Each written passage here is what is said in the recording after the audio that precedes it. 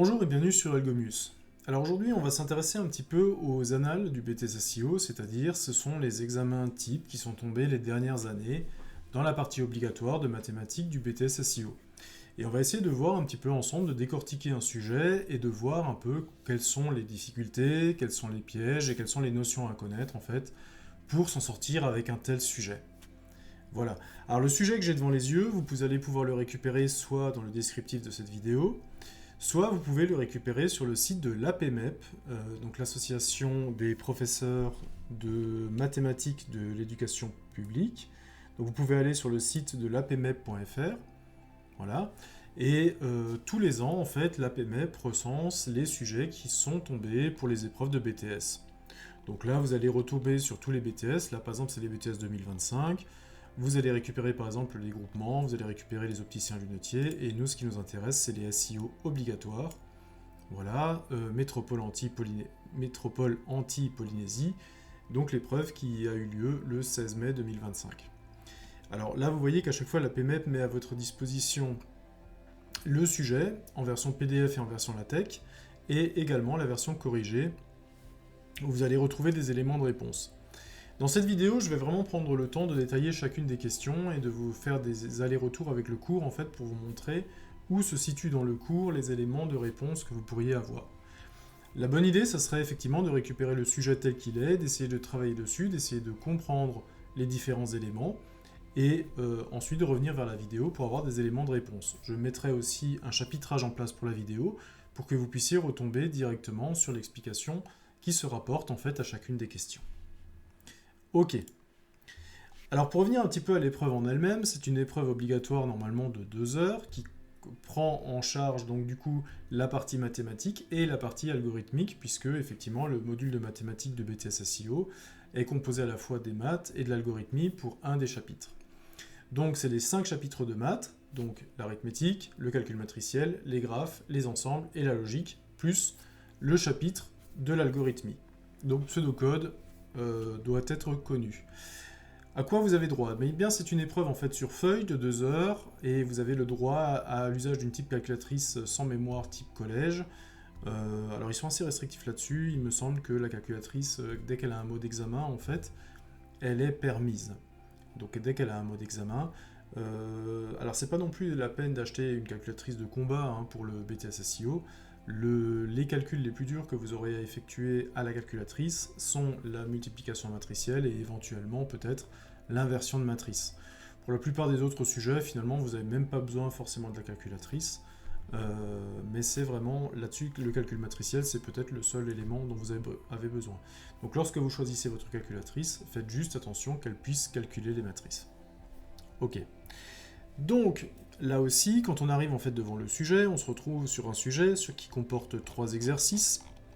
Normalement, les exercices sont indépendants, donc si jamais vous êtes plus à l'aise avec une partie plutôt qu'avec une autre, n'hésitez pas à bouleverser l'ordre des exercices. Marquez quand même sur votre copie de quel exercice vous parlez, que le correcteur arrive à s'y retrouver, mais les exercices sont indépendants. Et vous allez aussi voir que dans l'exercice 3, par exemple, j'ai une partie A et une partie B. Là aussi, s'il y a des parties dans les exercices, ces parties sont indépendantes. Elles traitent souvent même des sujets des sujets différents. Alors on va essayer de s'accrocher directement à la première partie et on va regarder quelques petits points qui vont nous permettre en fait de réussir cet examen. Donc l'exercice 1, c'est un QCM de 5 questions, donc à chaque fois 4 propositions, une seule qui est bonne, et normalement... Alors qu'est-ce qu'on vous dit? Cet exercice est un questionnaire en choix multiple. Pour chaque question, une seule affirmation est exacte et aucune justification n'est demandée. Donc on vous demande juste en fait d'entourer A, B, C ou D et de ne pas justifier votre réponse. Alors évidemment, dans la correction, moi je vais vous montrer en fait comment est-ce qu'on peut retrouver la bonne réponse. Recopier sur la copie le numéro de la question et la lettre correspondante à l'affirmation exacte. Donc en fait, en gros, on s'attend de vous que vous répondiez par bataille navale 1B, 2C et ainsi de suite. Bon, une réponse exacte vaut 1 point, une réponse fausse ou une absence de réponse n'est pas pénalisée, ça veut dire que une absence de réponse et une réponse fausse ne vous enlèvent pas de points. Ça veut dire que si jamais vous avez... L'exercice est tourné de cette façon-là, c'est que si jamais vous avez une question, vous n'avez vraiment aucune idée, vous avez une chance sur 4 d'avoir 1 point. Voilà. Normalement, un QCM, effectivement, une mauvaise réponse devrait enlever 1 point. ce qui vous éviterait en fait de piocher des réponses au hasard. Mais là, ce n'est pas le cas. Alors attention, si c'est toujours précisé sous cette forme-là. Mais là, en tout cas, c'est pas le cas. Donc si jamais vous êtes vraiment, si vous séchez sur une question, eh bien en fait, vous avez une chance sur 4 d'avoir un point. Première question, c'est une question qui parle du sujet d'arithmétique. Donc cette fois-ci, quel est le codage exact en binaire à virgule fixe du nombre décimal 13,375? Ok. Alors vous avez 4 propositions, pardon. 1101,110, 1101,101, 1101,011. Il n'y a pas de codage exact, réponse D. Alors on s'aperçoit assez rapidement que les 3 propositions A, B et C, eh bien avant la virgule, ont le même élément, 1101. Bon, ça veut dire probablement que si ce 1101 équivaut à 13, on va être pas vraiment bien avancé là-dessus. Alors ce que je vous propose de faire, on va juste ouvrir un petit Excel. Alors évidemment, vous n'aurez pas Excel devant vous, mais moi c'est juste pour la disposition, pour avoir quelque chose de cadré. Et comment est-ce que je fais du coup pour retrouver mon nombre? Alors il faut se souvenir en fait comment est-ce qu'on convertit en fait. Alors il y a 2 solutions. Soit vous convertissez effectivement le nombre binaire en nombre décimal, mais dans ce cas-là vous aurez en fait 3 fois à le faire. Alors ça se fait, hein, mais là vous aurez en fait à prendre A, B et C et à le mettre en décimale et voir si un des 3 correspond. Soit vous vous souvenez en fait comment est-ce qu'on passe de décimale à binaire lorsque on est dans un nombre à virgule. Alors on va faire le premier sens, hein, et je vous rappelle en fait tout simplement que pour convertir un nombre dans une autre base, d'une autre base vers la base 10, en fait vous pouvez décomposer ce nombre. Par exemple, si j'ai le nombre 1984, je sais que 4 c'est le chiffre des unités, donc en fait le chiffre des unités il est au rang 0, celui-là est au rang 1, au rang 2, au rang 3, et je pourrais continuer comme ça. Alors à quoi me sert ce rang? Eh bien ce rang c'est tout simplement les puissances de 10 successives par lesquelles je dois multiplier mon nombre. C'est-à-dire que 4 étant le chiffre des unités, exprimé en base 10, je vais donc le multiplier par 4 fois 10 puissance 0. 10 puissance 0 ça fait 1, 1 fois 4 ça fait 4, j'obtiens bien mes unités. Donc ici je vais tout simplement avoir mes puissances. Puissance de 10 en fait. Voilà, 10 à la puissance 0, ça va me donner 1. 10 à la puissance 1, ça va me donner 10. 10 à la puissance 2, 100. 10 à la puissance 3, 1000. Et donc je recompose mon nombre 1984 en faisant 4 fois 1, 8 fois 10, 9 fois 100 et 1 fois 1000. Et là, il me suffit en fait de faire la somme de tous ces nombres. Je vais volontairement plus loin parce qu'après j'aurai les nombres à virgule à gérer. Et ça me refait 1984. Ok. Ça paraît un petit peu idiot, hein, je suis parti de 1984 et je suis arrivé à 1984 parce que ce que j'ai fait ici, c'est que j'ai converti en base 10 un nombre qui était déjà en base 10. Maintenant, ce que je vais faire, c'est que je vais le faire avec une base 2. C'est-à-dire que cette fois-ci, le nombre qui m'est donné dans l'énoncé, c'est 1101, en tout cas pour sa partie avant la virgule. Ok. Les rangs sont toujours les mêmes, sauf que maintenant, le nombre n'est plus exprimé en base 10, il est exprimé en base 2. Donc la puissance, cette fois-ci, c'est du 2. Alors 2 puissance 0, ça fait 1. 2 puissance 1, ça fait 2. 2 puissance 2, ça fait 4. Et 2 puissance 3, ça fait 8. 2 fois 2 fois 2. Je continue mon nombre, et bien voilà. 1 fois 1, ça fait 1. 0 fois 2, ça fait 0. 1 fois 4, ça fait 4. Et 1 fois 8, ça fait 8. Je cumule les 3 nombres. 8 plus 4, 12, plus 1, 13. Donc je me rends compte effectivement que la partie avant la virgule, en fait, vaut 13. Ok. Donc ça veut dire que ma conversion marche, mais ça m'avance pas des masses, puisque les A, B et C sont la même proposition. Donc ça va se jouer probablement après la virgule. Donc comment je fais après la virgule? Tout simplement, je vais noter qu'ici, il y a ma virgule. Donc je vais en fait ici mettre une bordure. Voilà. Ensuite, derrière, je vais tout simplement prendre les nombres qu'on me propose. Alors le premier, c'est 1, 1, 0. 1, 1, 0. Ok. 1, 1, 0. Et donc, tout simplement, je vais continuer avec mes rangs. Ici, j'avais 3, 2, 1, 0. Et ici, je vais avoir moins 1, moins 2, moins 3. Ok. Donc, ça veut dire qu'ici, je vais continuer avec mes puissances. Je vais avoir 10 puissance pardon, je vais avoir 2 puissance moins 1. Alors 2 puissance moins 1, il ne faut pas oublier que 2 puissance moins 1, c'est 1 sur 2. C'est 1 sur 2 puissance 1. Donc 1 sur 2 puissance 1, c'est 1 sur 2, c'est 0,5. Ici, j'ai 2 puissance moins 2. Alors 2 puissance moins 2, c'est 1 sur 2 puissance 2. Donc c'est 1 sur 4, donc c'est 0,25. Et ainsi de suite. Et donc je continue tout simplement à prendre aussi ma multiplication. Et là, je m'aperçois en fait que j'ai 1 fois 0,5, ça fait 0,5, plus 1 fois 0,25, ça fait 0,25. J'additionne les deux, j'obtiens 0,75 après la virgule. Bon, bah c'est pas ça. Moi, ce que je cherche, c'est 0,375. Alors, le deuxième nombre que je peux tester, c'est 0,101. 101. Alors là aussi, hein, j'ai 1 fois 0,5 qui me fait 0,5 et 1 fois 0,125. Je cumule les deux, ça me fait 0,625. Bon, c'est pas ça non plus. Alors, j'ai plus qu'une possibilité, c'est le C. Le C, c'est 0,11. Et là, effectivement, j'obtiens 0,5. Alors là, c'est... Hop, il manque un peu de virgule. J'ai 1 fois 0,25 plus 1 fois 0,5. Et donc, effectivement, c'est 13,375. C'est bien le nombre que j'avais à trouver. Donc là, je peux le faire, en fait, avec cette méthode-là. Je vais tout simplement la mettre comme ça. Avec cette méthode-là, je peux donc définir que c'est la réponse C qui est correcte. Je vais mettre ça, réponse C. Et je vais mettre en place aussi la correction pour que vous puissiez la voir. Hein. Donc tout simplement, je remets les différents éléments pour qu'on puisse les retrouver. Ok. Autre élément que j'aurais pu faire de ce côté-là, là vous voyez que ça m'a obligé en fait de partir des nombres binaires pour retrouver en fait le nombre entier. Alors j'aurais pu faire autre chose. C'est-à-dire que à partir du moment où j'avais vu que le 13 en binaire c'était 1, 1, 0, 1, en fait j'aurais pu m'occuper de la partie entière 0,375. Alors comment ça aurait fonctionné? Alors j'aurais pu prendre 0,375 et comment en fait je récupère, comment est-ce que je peux le convertir en binaire? Ben, encore une fois, je vais m'appuyer sur la base 10. Comment je vais faire émerger en fait le premier chiffre après la virgule qui est de 3? Ben, en fait, je vais faire 0,375 fois 10, ça va me donner 3,75. Ok? Je maintiens ici le 3, premier chiffre après la virgule. Il me reste 0,75. Je le multiplie par 10 et vous voyez que les multiplications successives par 10 me font remonter petit à petit tous les nombres en fait en rang d'unités.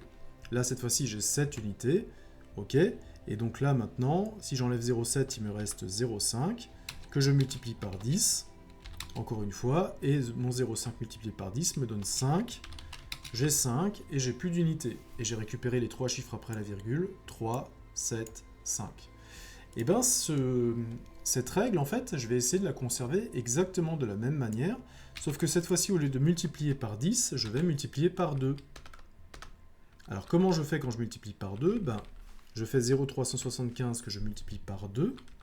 Ça fait quoi? Ça fait du 0,750. 0,750. Ouais, c'est ça. Et donc, effectivement, le nombre ici est à 0. Hein, vous voyez que j'ai remonté il n'y a aucun chiffre en fait qui s'est présenté avant la virgule. Donc c'est 0. Je continue, mon 0, alors 750, oui, je peux mettre 75. Hein.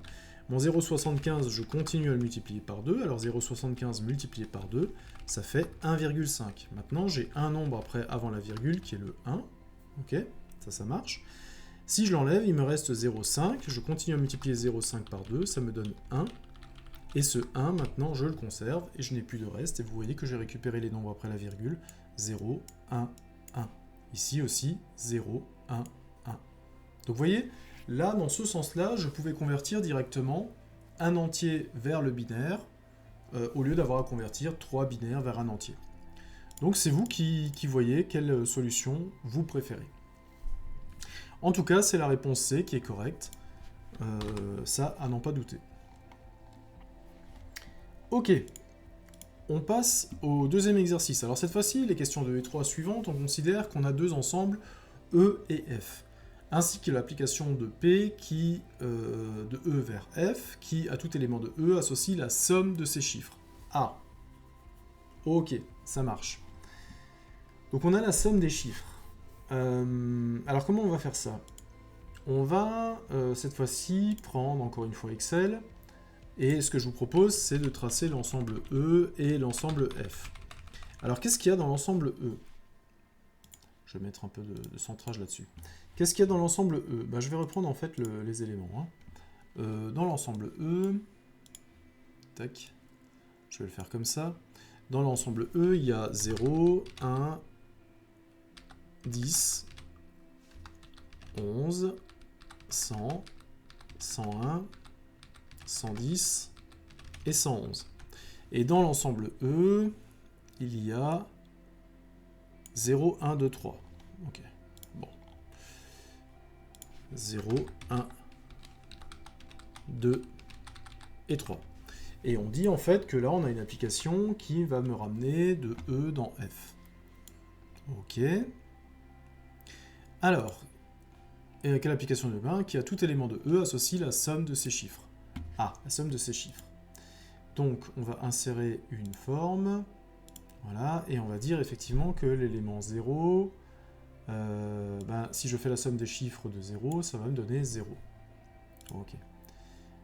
Je fais un petit peu plus épais pour qu'on le voit. Voilà. Donc ça, c'est E. Je vais l'encadrer.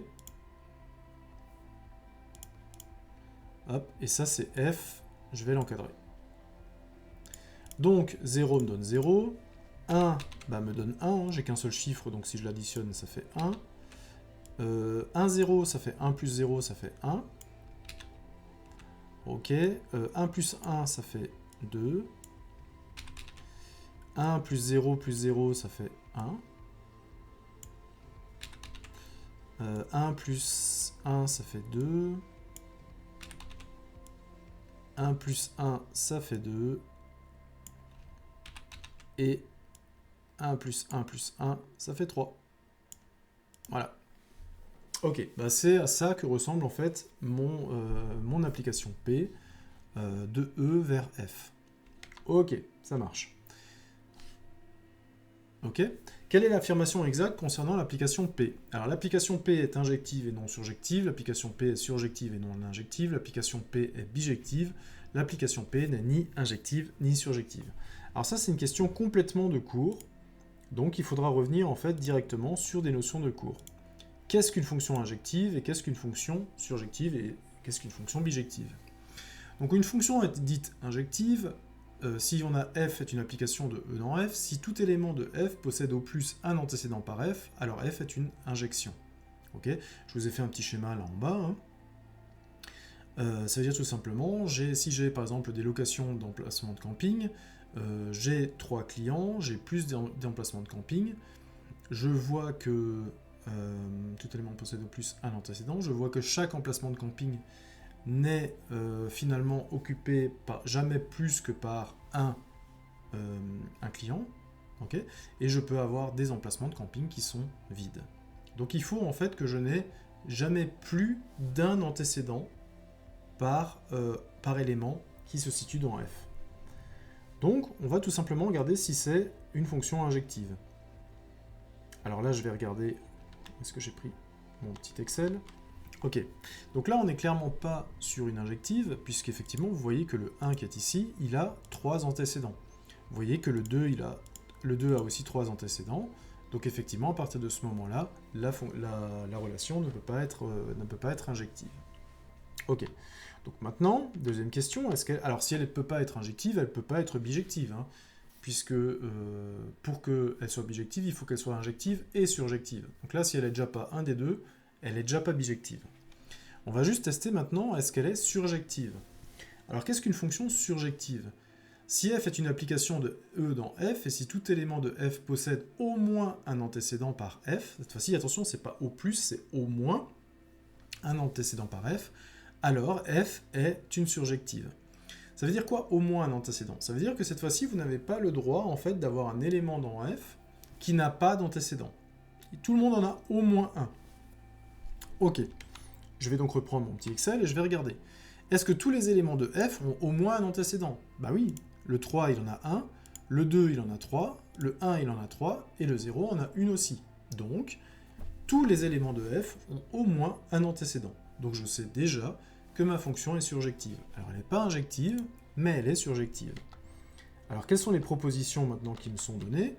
L'application P est injective et non surjective. Non, ça on a vu que non. L'application P est surjective et non injective, ça c'est vrai.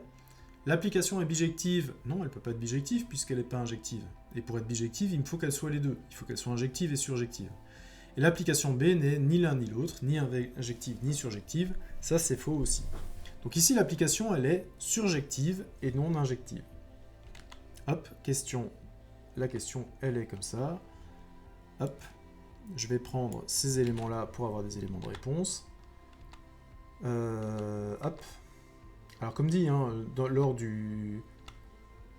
tel que c'est demandé, vous n'avez pas en fait à fournir des éléments de justificatif. Hein. Moi je les mets quand même. Hein. Donc ici en fait pour là on est en réponse B. Réponse B. Oula. Pourquoi ça m'a fait un truc aussi énorme? Hop.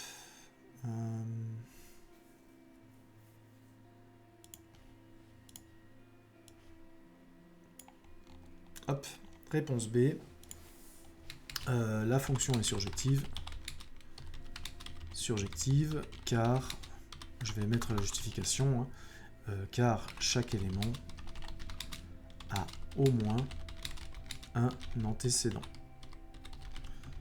Elle n'est pas injective,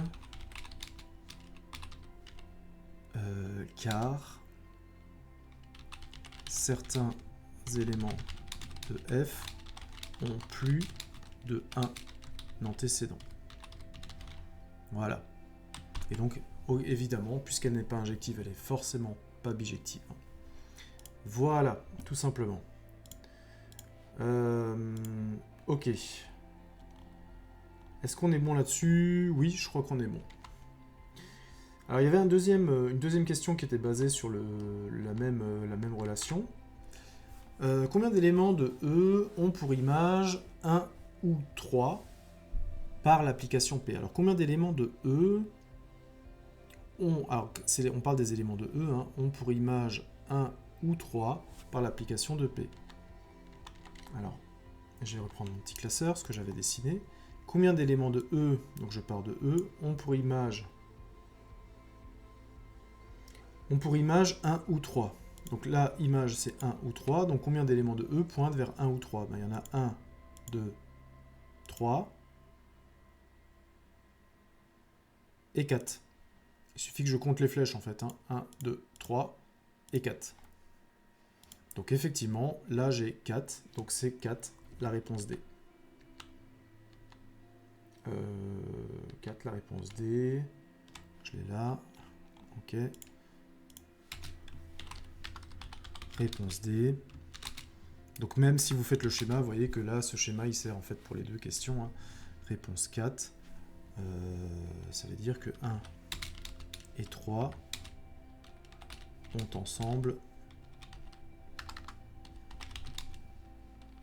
4 antécédents. 1 et 3 de F, hein, je vais mettre de l'ensemble F. 1 et 3 de F ont ensemble 4 antécédents. Ok, ça on le voit bien avec le schéma. Donc n'hésitez pas en fait à dessiner votre petit schéma. Hein. Ça peut être assez sympa en fait de le mettre en forme et de l'avoir sous les yeux. Ok, est-ce qu'il y a encore quelque chose? Non, je crois pas. Non, je crois pas. Tiens, ça je vais le fermer. Ok. Donc on passe à la question 4. Dans les questions 4 et 5, encore une fois, c'est des questions groupées. A, B et C sont 3 variables booléennes. Alors je vous rappelle, variables booléennes, ce sont des variables qui ne peuvent valoir que vrai ou faux. Elles ne peuvent avoir que deux valeurs. Hein. Donc parmi les expressions suivantes, indiquez celle qui est une simplification de B, C bar, A bar, B bar, C bar, A bar, B bar, C, plus A, B bar, C bar. Ok. Alors, quand on est sur un cas comme ça, et que vous êtes en fait en examen, il faut se souvenir en fait de toutes les règles que l'on peut avoir sur les calculs de ces différentes variables booléennes. Alors, c'est pas toujours évident de se retrouver sur les bonnes règles de calcul, et c'est pas non plus forcément toujours évident de regrouper les éléments qui vont ensemble. Alors, on peut le faire, cet élément-là, on peut le faire par calcul. Ça pose absolument aucun problème, on peut le faire par calcul. Et on peut aussi le faire par un diagramme de Carnot. Alors, le plus simple ici, je pense que pour répondre à cette question, le plus simple, en fait, c'est d'utiliser directement un diagramme de Carnot. Alors, comment ça marche, un diagramme de Carnot? En fait, c'est une façon de poser les différents éléments sous forme de tableau, et ça va nous montrer assez vite, graphiquement, en fait, où se trouve l'équivalence. Alors, je vais tout simplement prendre la première expression, et je vais la placer dans un diagramme de Carnot. Alors, mon diagramme de Carnot, il n'est pas très compliqué à mettre en place, hein. J'ai que 3 variables booléennes. Ça veut dire que mon diagramme de Carnot, je vais prendre 2 variables que je vais utiliser en en-tête de ligne, hein. Donc imaginons je vais prendre A et B en ligne, et je vais prendre la variable C en colonne. Ok, alors qu'est-ce que je vais avoir en ligne? Alors je vais avoir en en-tête de ligne toutes les combinaisons possibles de A et B. Donc je vais avoir effectivement A et B dans leur version positive, je vais avoir non A et B, je vais avoir A et non B, je vais avoir non A, non B, voilà, c'est les 4 seules possibilités que j'ai avec 4 variables booléennes, soit elles sont toutes les deux positives, soit il y en a, la première est négative, la deuxième est positive, soit la première est positive, la deuxième est négative, soit les deux sont négatives. Et pour la variable C, ben soit j'ai C, soit j'ai non C. Donc ça veut dire soit j'ai C bar. Hein. Ah oui, ça c'est Excel qui me fait des... qui a des espèces de logos automatiques. Voilà, non C. Et donc j'ai comme ça mon petit diagramme de Carnot. Et maintenant ce que je vais faire, c'est que je vais simplement colorier les cases qui correspondent en fait à ma formule. Donc ma formule, elle me dit, voilà, j'ai déjà, c'est des additions, hein, donc les additions en fait se cumulent dans mon tableau. Alors le premier terme c'est BC bar. BC bar me dit que c'est l'intersection entre B en positif et C bar. Alors C bar c'est la ligne du bas, et où est-ce que j'ai B en positif? Bah, dans la première colonne et dans la deuxième.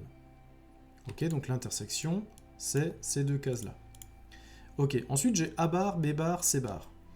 Alors A bar, B bar, C bar, c'est les 3 variables dans le négatif, donc j'ai non A, non B, et j'ai non C, donc ça va être tout simplement cette zone-là. Ensuite j'ai A bar, B bar et C, donc A bar, B bar et C, c'est ici, à cette intersection-là, et j'ai ensuite A, B bar, C bar. Donc A, B bar et C bar, c'est ici. Ok. D'accord, donc maintenant ce que je vais faire, c'est que je vais regarder les expressions que j'ai en dessous, et je vais essayer de regarder en fait quelle est celle qui a la même expression.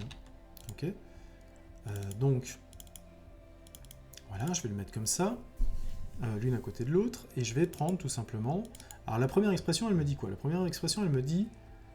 alors vous voyez que j'ai tous ces barres hein, qui est en bas. Donc si j'ai tous ces barres, mais j'ai pas tous C, donc je vois déjà en fait que la B et la C en fait ne collent pas. La B et la C ne collent pas. Il n'y a que la A et la D qui peuvent coller, parce que j'ai C bar en entier. Et là, j'ai C bar plus ABC dans la première, donc j'ai C bar plus ABC, donc non, c'est pas le cas, parce que C bar plus ABC, ça serait ici, donc ça, c'est pas le cas. Mais j'ai par contre C bar plus A bar B bar, effectivement, A bar B bar, c'est en fait cette colonne-là. Donc là, maintenant, je peux répondre grâce à mon diagramme de Carnot, effectivement, que ça colle, c'est bien. Alors je vais la mettre ici. Je vais prendre mon diagramme de Carnot, c'est bien en fait la réponse D qui colle. Donc je vais mettre mon petit diagramme de Carnot, et je vais dire effectivement que ici c'est la réponse D. Alors pour la question... Voilà, on peut le répondre avec un diagramme du Carnot, de toute façon aucune justification vous est demandée, hein. Donc voilà, faites-le juste de votre côté pour que vous soyez sûr des réponses que vous apportez. Ok, ensuite, la question 5, alors la question 5, on peut remarquer quelque chose, alors soit on le remarque et ça nous fait gagner du temps, soit on ne le remarque pas, mais la question 5, effectivement, l'expression c'est exactement la même que l'expression 4, sauf qu'en fait, il y a une barre par-dessus. Donc en fait, c'est la négation de l'expression qui a été donnée en 4.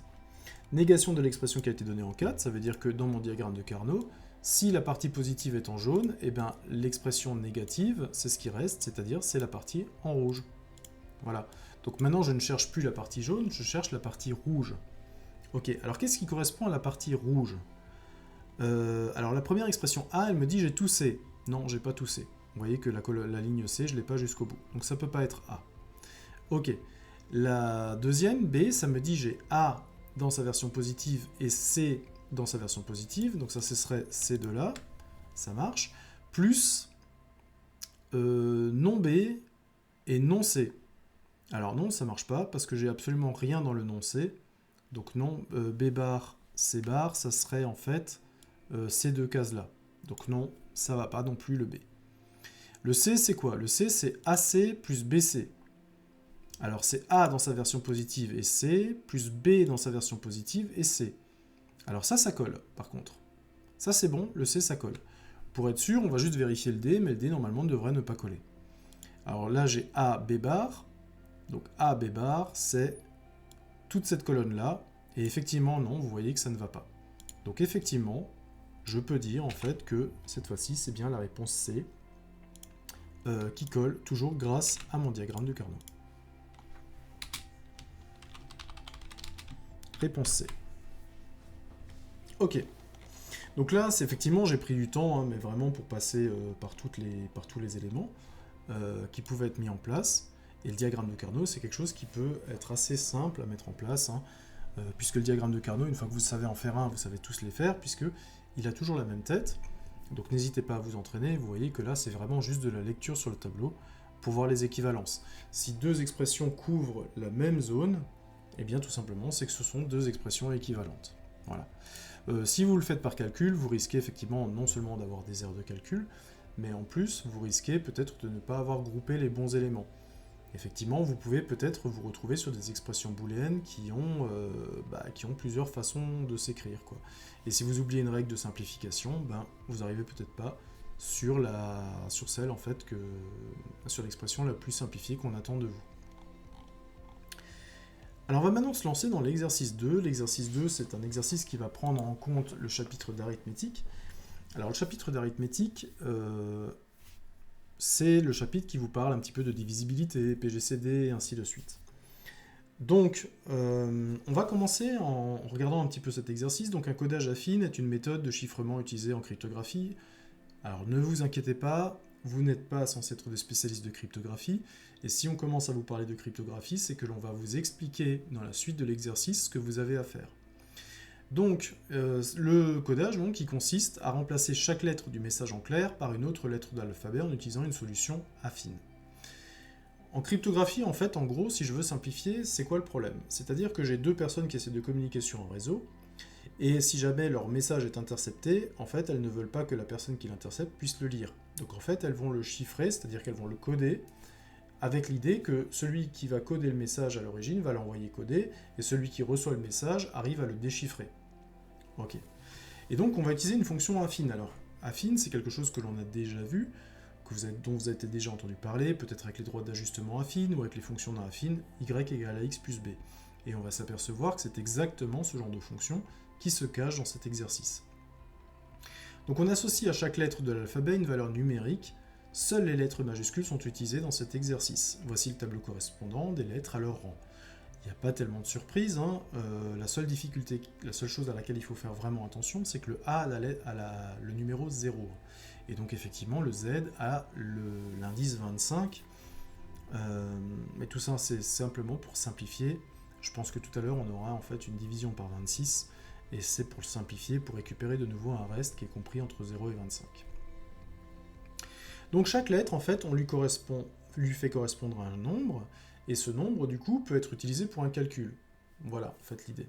Ensuite, on définit la fonction affine de codage de la lettre de rang n, soit f, la fonction définie pour tout entier n compris entre 0 et 25. Ok, donc il faut effectivement que le n soit compris entre 0 et 25, puisque c'est ce qui permet de voir qu'on est bien dans l'intervalle 0,25 et qu'on a bien une lettre de départ correcte. Donc la fonction du paramètre n, donc là vous avez le signe de congruence, triple égal, donc en fait on va s'intéresser au reste. La fonction d'étape n, c'est 7 fois n plus 5 modulo 26. Donc c'est congru modulo 26. Avec naturellement le résultat de la fonction qui est compris entre 0 et 25. Alors pourquoi est-ce qu'on vous précise ça? Effectivement, puisque si jamais je prends une lettre et que je la code, il faut que le codage corresponde de nouveau à une lettre. Et moi je m'aperçois que le codage ne peut correspondre à une lettre que s'il est compris entre 0 et 25. Sinon je ne suis pas sur une lettre. Et c'est pour ça en fait qu'on utilise le modulo 26, parce qu'en fait on va diviser à la fin par 26 et récupérer le reste. Quand je divise par 26, j'obtiens forcément un reste qui est compris entre 0 et 25. Si je divise par 2, par exemple, les seuls restes que je peux avoir, c'est 0 et 1. Si je divise par 3, 0, 1 et 2. Et ainsi de suite. Donc si je divise par 26, les seuls restes que je peux avoir, c'est 0, 1, 2, 3, 4, 5 jusqu'à 25. Ok. Donc on vous donne un petit exemple. La lettre E a pour rang 4. Ok. Donc je l'injecte dans ma fonction. On va le faire ensemble. Ce petit exemple. Je vais aller dans l'exercice 2. Donc c'est pas encore la question 1, mais c'est le petit exemple qui est là. Hop. En gros, on me donne la lettre E, donc je vais chercher la lettre dans le tableau E. E, c'est le 4. Ok. Donc je vais essayer de comprendre comment ça marche ce truc. E correspond au nombre 4. Ok. Donc je l'injecte dans la fonction et je cherche f de 4. f de 4 est égal à, c'est 7 fois n, donc c'est 7 fois 4, plus 5, je fais ma petite opération chiffrée, 7 fois 4, 28, plus 5, 33. 33. C'est bon, c'est ça? Ouais, 33. Alors 33, on s'aperçoit que 33, c'est plus grand que 25. Et comme c'est plus grand que 25, ça veut dire que 33 ne correspond pas à une lettre. Ah, comment je m'en sors? En fait, comment je m'en sors? Je vais tout simplement prendre le reste de la division entière par 26. C'est-à-dire que je vais prendre 33 modulo 26. Ou alors, comme ils le font ici, ils enlèvent en fait une fois 26. Donc 33 modulo 26, tout simplement, ça veut dire que si je prends ma calculatrice, je fais 33 modulo 26, c'est-à-dire que je prends le reste de la division de 33 par 26 et ça me donne 7. Okay. Dans 33, il y a 1 fois 26, reste 7. Donc effectivement, si j'ai le signe de congruence, je peux donc dire en fait que f de 4 est congru. Alors je vais insérer le signe de la congruence. Équation manuscrite. 1, 2, 3. Est congru en fait à 7 modulo 26. Voilà. Donc 7 est bien compris entre 0 et 25. Ça veut dire que le E qui avait la lettre 4 au départ, en fait il a été converti en 7, et 7 est la lettre H. Donc ça veut dire en fait que le E, la lettre E dans mon message d'origine va devenir un H dans mon message codé. Ok, ça marche. Donc on me demande d'utiliser la même chose et de coder les lettres C et T. Bon, c'est pas très compliqué, donc c'est la question 1. Alors pour C, on va chercher la lettre C. La lettre C, c'est le nombre 2. Alors je vais calculer f de 2. Alors f de 2, c'est tout simplement égal à 7 fois 2 plus 5. C'est égal à 2 fois 7, 14, plus 5, 19. Ok. Là, c'est pas la peine que je prenne le modulo 26, puisque je suis dans un nombre inférieur à 26. Si je prends 19 et que je le divise par 26, ça va me faire 0, reste 19. Donc en fait, je l'ai déjà, j'ai déjà ma congruence. Je vais tout simplement la reprendre ici pour garder le signe. f de 2 égale en fait 19 modulo 26. Et ça veut dire donc que C, 19, c'est la lettre T. C devient T dans le message chiffré. Ok. Deuxième partie. Cette fois-ci, on me demande T. Alors pour T, pareil, il faut que je cherche la lettre T. La lettre T, c'est la lettre 19. Ok, donc je vais calculer f de 19. f de 19 égale 7 fois 19 plus 5. Alors 7 fois 19, Ça fait 70, plus 7 x 9, 63, ça fait 133, plus 5, 138. Ça fait 138. Ok. Et ensuite, bah, je vais prendre le signe de congruence qui est là-haut. Tac. Ça veut dire que maintenant, f de 19, eh bien, il faut que je trouve la congruence modulo 26. Ça veut dire que je vais prendre 138 modulo 26. Et ça va me donner 8. Donc, T devient bah, la lettre qui correspond à 8. Et la lettre qui correspond à 8, c'est I majuscule. Devient I dans le message chiffré. Ok. Voilà, donc C devient T et T devient I. On a fait nos premiers exemples pour comprendre un petit peu comment ça marche. Ok. Alors, qu'est-ce qui nous est demandé ensuite ?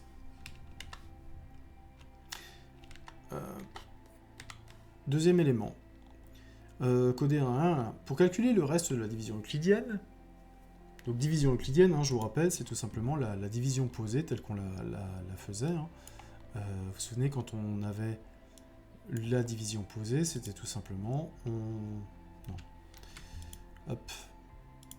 on avait ce genre de division qu'on mettait en place. Voilà. Pour récupérer, en fait, on avait ici le diviseur. Ici, on avait le quotient. Et ici, on avait effectivement le reste. Ok, donc division euclidienne. Pour calculer le reste de la division euclidienne d'un entier n par 26, il suffit de soustraire 26 n autant de fois que possible, c'est-à-dire tant que la différence demeure supérieure ou égale à 26. Et donc, il nous donne exactement un exemple. Le reste de la division euclidienne par 80 par 26 s'obtient en enlevant les 26 successifs. Pourquoi ? Parce que, effectivement, qu'est-ce qui va rester ? Bah, il va rester à chaque fois qu'on va enlever 26 en entier. C'est-à-dire, par exemple, si je prends ça simplement dans un truc très simple, j'ai 80 bonbons et j'ai 26 copains. Je veux distribuer ces 80 bonbons en 26 copains, je veux savoir combien il reste. Et ben, je fais un tour où j'en donne un à chacun, donc j'en ai distribué 26. Si je peux, je fais un deuxième tour et j'en ai redistribué 26, et je continue comme ça jusqu'à ce que je n'ai plus... jusqu'à ce que j'ai en dessous de 26 bonbons, ce qui veut dire que j'ai plus le droit de faire un tour supplémentaire. Ben là, c'est exactement ce que je fais, je vais enlever 26 à chaque tour. Donc 80 moins 26 fait 54. 54 moins 26 fait 28. 28 est toujours encore plus grand que 26. 28 moins 26 me donne 2. Cette fois-ci, 2 est plus petit que 26, c'est-à-dire que je ne peux pas encore faire un tour de distribution. Et donc j'ai récupéré en fait le reste de la division entière de 80 par 26. Alors ici, on va arriver dans la partie un petit peu algo. La fonction reste division par 26 de paramètre n si après est écrite en langage naturel et emploie cette méthode pour renvoyer le reste de la division euclidienne de n par 26. Donc elle va renvoyer le reste de la division de n par 26 par soustraction successive. Donc on va bien garder ça en tête. Exemple, le reste division par 26 de 80 renvoie la valeur 2 en faisant les calculs suivants. Ok. Donc j'ai une fonction reste division par 26 qui récupère un nombre n dont je veux le reste de la division par 26 et j'ai une boucle tant que n, qui est incomplète, faire, n devient autre chose, fin du temps que, et on renvoie n. Donc vous voyez que si on renvoie le reste à la fin, ça veut dire qu'à la fin, dans le n, il doit y avoir le reste. Ça veut dire qu'à la fin de l'exemple avec 80, dans n, je dois avoir 2. Ok. Et maintenant, recopier et compléter les deux lignes contenant les pointillés de cette fonction. Alors ça, je l'ai déjà recopié. Voilà, je l'ai ici. Fonction reste division par 26. Ah, j'ai oublié le n. Voilà. Donc on me demande tant que faire. Ok, alors tant que quoi faire? Tant que quoi, je vais reprendre mon exercice. Qu'est-ce qu'on a fait? On a dit en fait tant que le reste était supérieur à 26, je continue à enlever 26. Quand est-ce que je m'arrête? Je m'arrête en fait quand le nombre n est devenu plus petit que 26. Ok. Donc l'idée, c'est que je vais dire, tant que n est supérieur ou égal à 26, ok, tant que n est supérieur ou égal à 26, ça veut dire que je peux encore faire une tournée. Je peux encore enlever 26, je peux encore en donner un bonbon à chacun. Ok. Tant que n est supérieur à 26, qu'est-ce que je fais? Si jamais je fais une tournée de bonbons, ça veut dire que j'ai 26 bonbons de moins. Ça veut dire que par rapport à ce que j'avais au départ, bah, j'en ai 26 de moins. Donc tant que n est supérieur à 26, et ben, à chaque tour, j'ai 26 bonbons de moins dans n. Et quand n devient enfin inférieur à 26, eh bien ça veut dire que je n'ai plus assez de bonbons pour faire un tour complet, et donc je dois renvoyer le reste de la division par 26. Donc effectivement, ici je vais tout simplement mettre ça en jaune. Donc ça c'est les éléments que j'ai rajoutés dans ma fonction. Voilà. C'est tout ce qu'il y avait dans cette question. C'est peut-être tout ce qu'il y avait dans cette question. Hop. Ouais, c'est tout. Ok. On a une deuxième fonction dont on doit donner quelques petites propriétés. Donc la fonction indice prend cette fois-ci deux paramètres, une lettre et une chaîne. Sous-entendu, je pense, une chaîne de caractères. Ci-dessous renvoie le plus petit indice du caractère lettre dans la chaîne de caractères, chaîne, lorsqu'il est présent dans chaîne. Et elle renvoie le nombre de caractères chaîne, sinon. Ok. Donc là, on va tester la présence. Alors, il y a deux comportements. Soit l'élément que je cherche, il est dans la chaîne et je renvoie son indice, soit il n'y est pas et je renvoie la longueur de la chaîne. Ok, donc il y a bien deux choses auxquelles il faut que je fasse attention.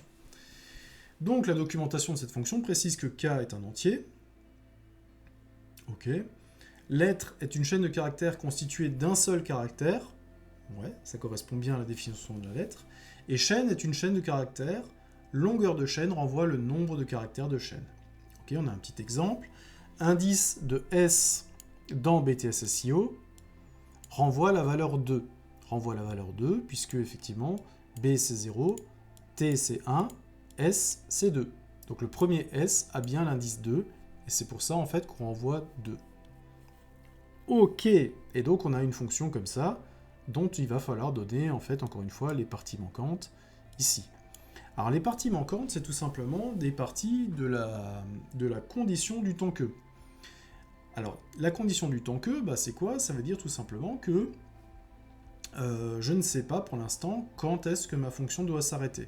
Et on a vu en fait qu'elle doit s'arrêter dans deux moments, donc on les a gardés en tête, ces deux moments.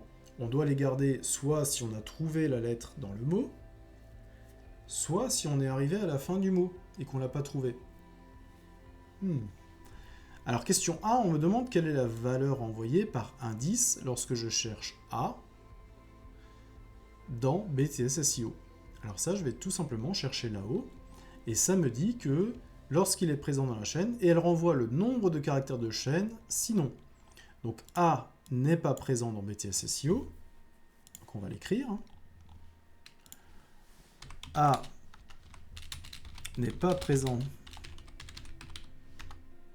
dans la chaîne BTS-SEO,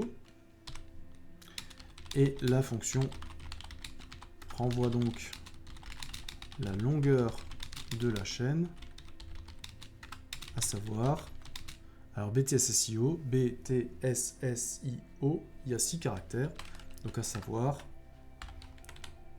6. Voilà. A n'est pas présent dans la chaîne de BTS-SEO, la fonction renvoie donc la longueur de la chaîne, à savoir 6. Ok, on continue. Recopier et compléter la ligne contenant les pointillés en pointillés de la fonction indice. Ok, donc là je l'ai recopié, la fonction indice, elle est ici. La fonction indice, elle prend une lettre, une chaîne, et elle regarde en fait si la lettre est dedans. Et je vous ai dit en fait depuis le début que le temps que qui est ici en fait est une boucle qui va parcourir en fait la chaîne. Le k, vous voyez, c'est un entier qui est initialisé pour l'instant à 0, et à chaque fois en fait je fais k égale k plus 1, c'est-à-dire en fait que j'essaie de me décaler et de parcourir ma chaîne de caractères un à un. Ok. On a vu qu'il y avait deux éléments. Je m'arrête soit si j'ai trouvé la lettre, soit si je suis arrivé à la fin de ma chaîne. Donc, je continue tant que aucun de ces deux éléments n'est arrivé. En gros, je vais continuer tant que je ne suis pas à la fin de la chaîne. Ça veut dire quoi? Ça veut dire tant que k, l'indice qui parcourt la chaîne, tant que k est toujours inférieur à la longueur de la chaîne. Ok? Si par exemple j'ai une chaîne de 3, que j'ai parcouru les 3 caractères et que je n'ai pas trouvé mon élément, eh bien il faut que je sorte, puisqu'il n'y a plus d'éléments dans la chaîne. Donc K va simplement essayer de se dire, voilà, je pars, au début je suis à 0, si ma chaîne fait 3, je vais parcourir chacun des 3 éléments, et quand je suis sur le dernier, et que j'ai toujours pas trouvé ma lettre, eh bien je sors. Je sors quand je suis arrivé à la fin de ma chaîne, mais il y a un autre moment où je sors de ma boucle, c'est si j'ai trouvé mon élément. Et donc si la lettre, en fait, se trouve dans la chaîne. La lettre se trouve dans la chaîne, mais à quel endroit? Eh bien, en fait, si la lettre...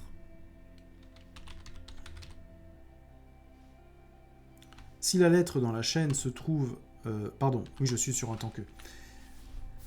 Donc, il faut que, si jamais je sors, si ma lettre a été trouvée. Donc, je continue, en fait, de chercher tant que la lettre n'a pas été trouvée. Alors, ma variable K, j'avais dit que c'était ma variable de parcours, c'était un compteur. Au début, je regarde la première lettre, puis la deuxième, puis la troisième. Donc, puisque chaîne est une chaîne de caractères, je vais toujours regarder chaîne à l'indice K. Ok ? Chaîne à l'indice K, et je vais regarder si ma lettre, en fait, si elle est égale à chaîne à l'indice K, je sors, c'est que j'ai trouvé. Et donc, je vais continuer ma boucle tant que la lettre, en fait, n'est pas dans la chaîne. Donc, je vais mettre mon symbole différent, la lettre n'est pas dans la chaîne de caractères. Voilà. Donc, c'est simplement ces deux éléments qu'il fallait mettre en place, c'est avoir compris en fait qu'on allait continuer à parcourir la chaîne tant qu'on n'était pas arrivé au bout, premier élément, et deuxième élément, tant qu'on n'avait pas trouvé la lettre. Si un de ces deux éléments survient, ma fonction est terminée. Alors est-ce que ça marche? Bien, si jamais je trouve, si ma lettre est égale à la lettre qui se trouve dans la chaîne, je sors et je renvoie K. Ça marche. Si jamais la lettre n'est pas trouvée, eh bien mon K a fait plus 1, plus 1, plus 1 jusqu'à arriver à la longueur de la chaîne. Lorsque K est arrivé à la longueur de la chaîne, K n'est plus inférieur strictement à la longueur de la chaîne, et donc je renvoie K qui est égal à la longueur de la chaîne. Mon algorithme en fait fonctionne dans les deux cas. Voilà, tout simplement pour cette petite partie, algo. Ok. Oh bah on est déjà à l'exercice 3. Alors l'exercice 3 il est un petit peu plus long, il est sur 10 points, et l'exercice 3 il est sur 2 parties. Alors là, quand vous avez un exercice sur 2 parties, pareil, ce sont 2 parties complètement autonomes, donc là vous pouvez prendre, c'est souvent en fait, vous pouvez prendre une partie ou l'autre en priorité, selon ce que vous avez, avec le sujet avec lequel vous avez des affinités. La partie A va parler de méthode MPM, et la partie B va parler de calcul matriciel. Ok. Alors, partie A. Les étudiants d'une classe de BTS-SEO doivent fabriquer avec une imprimante 3D 3 pièces. Encore une fois, on ne vous demandera pas d'avoir des acquis en impression 3D. Tout ce dont vous aurez à connaître, vous avez à connaître votre cours, et tout ce qui sort de votre cours va être expliqué dans l'exercice si jamais vous avez besoin de quelque chose. Donc un boîtier et son couvercle, ainsi qu'un support mural. Ces 3 pièces seront respectivement designées dans la suite du sujet par la pièce P1, la pièce P2 et la pièce P3. Le projet de conception et de fabrication des prototypes de ces 3 pièces est détaillé dans le tableau ci-dessous. Donc vous avez les tâches numérotées A, B, C, D, E, F, G, H, I. Ok. Comme ça, on peut tout simplement, vous n'êtes pas obligé de mettre le nom de la tâche en entier. On va essayer de voir juste si je peux récupérer ça sous Excel, ça serait bien. Je ne sais pas si je peux... On va essayer. Est-ce que je peux récupérer ce tableau-là? Non. Bon, tant pis, on le refera. Ok. Donc le projet de conception de fabrication de ces prototypes et 3 pièces suivantes. Alors vous avez les tâches, vous avez le descriptif long des tâches, qu'on n'utilisera pas, la durée en minutes de ces tâches, et la notion de prédécesseur. Alors la notion de prédécesseur, c'est quoi? Tout simplement, c'est quelles sont les tâches qui doivent être terminées avant que la tâche puisse commencer. Donc vous voyez que la tâche A, il n'y a aucun prédécesseur, ça veut dire que vous pouvez directement commencer avec la tâche A, vous n'avez pas de prérequis. Par contre, la tâche D, elle doit forcément attendre que la tâche A, les tâches A, B et C soient terminées pour que je puisse en fait les démarrer. Pour chaque tâche, vous avez la durée en minutes effectuée par chaque tâche. Et donc, en fait, on va vous demander, première question, comme d'habitude, on va vous demander si vous avez compris, en fait, les éléments qu'on vient de mettre en place. Alors, on va vous demander déjà, question 1, petit a, quels sont les successeurs de la tâche E? Alors là, petite subtilité, attention, hein, le tableau que vous avez ici, c'est le tableau des prédécesseurs. Et là, on vous demande quels sont les successeurs de la tâche E. Alors toutes les tâches successeurs de la tâche E, bah, c'est les tâches qui ont E en prédécesseur. Donc vous cherchez dans la liste des prédécesseurs le E, il apparaît ici et il apparaît ici. Et donc en fait, vous pouvez dire que bah, les tâches qui succèdent à E sont les tâches F et G. Ok? Donc ça, je peux écrire méthode npm ici.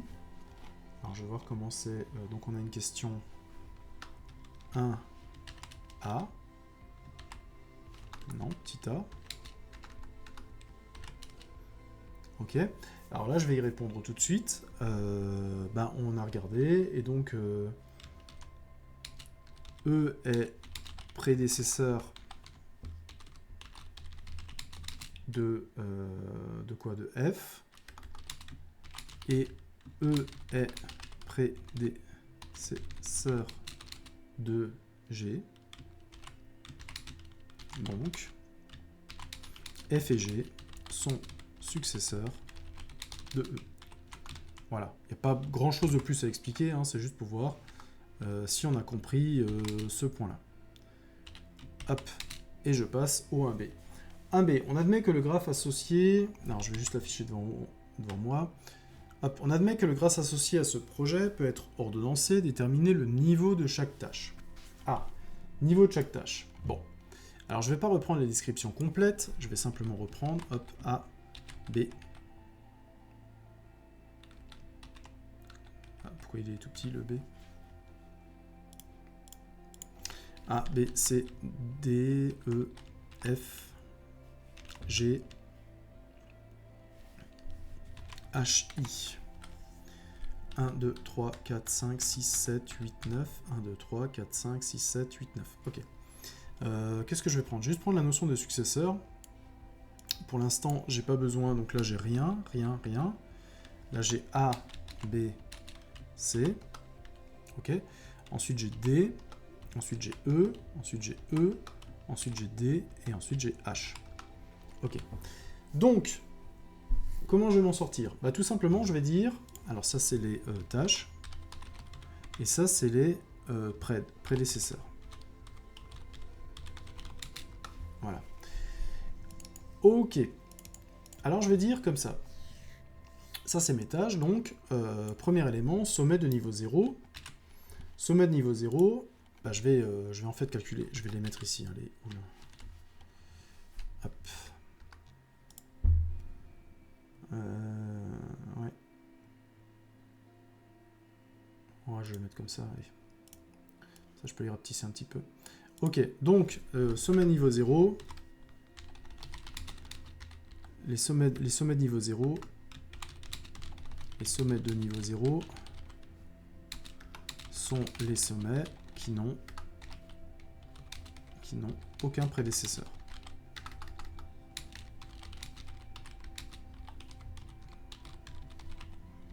Ok, donc sommet de niveau 0, c'est effectivement qui n'a aucun prédécesseur. Il y a A, B et C.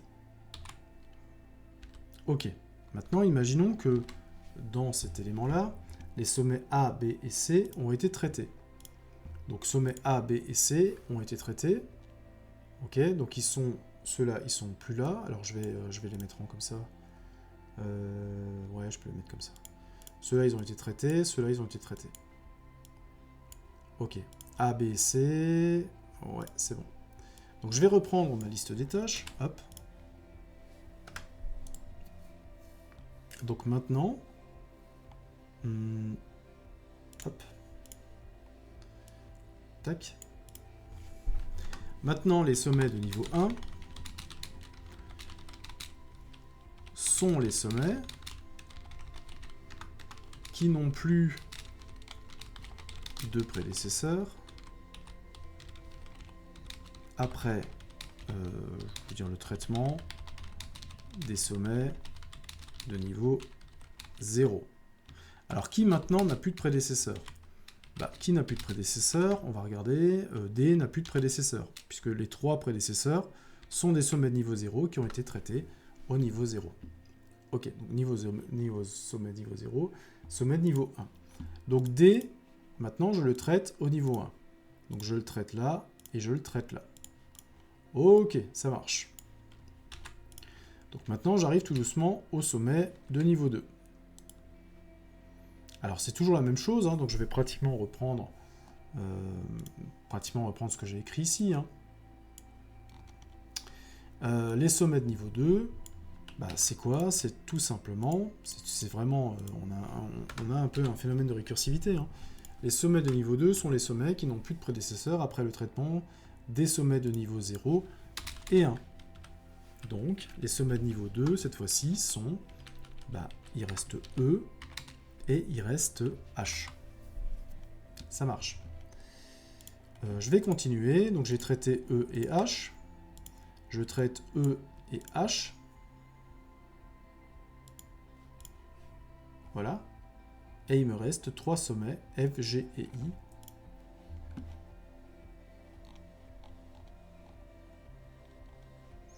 Et j'en aurai terminé.